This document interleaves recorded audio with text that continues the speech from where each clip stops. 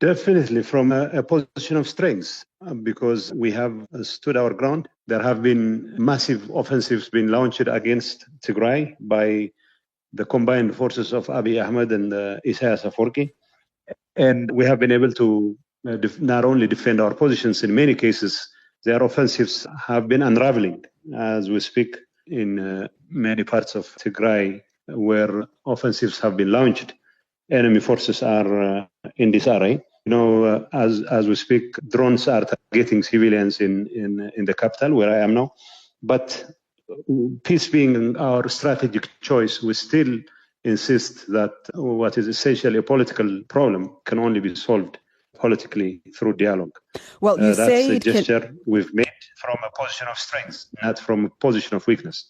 You say that this political problem can only be solved through dialogue, yet we saw how a 5-month truce didn't hold and fighting started again recently. So that is the context in which these peace talks may happen while fighting is still very fresh in the minds of many.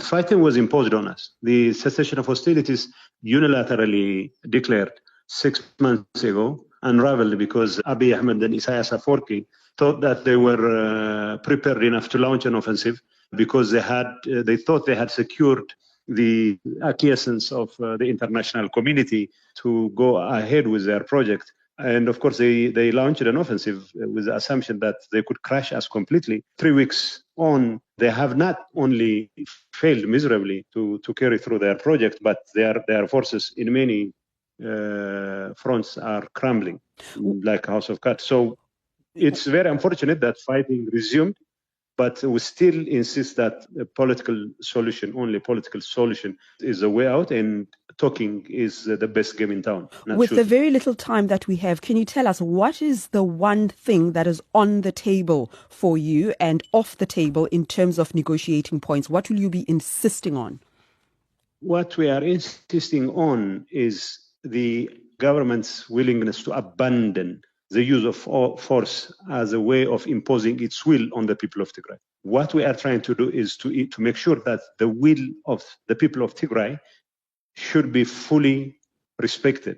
And whatever we want to do within Tigray, we should be allowed to exercise an unfettered freedom, because this is pretty much what the Constitution is provided for.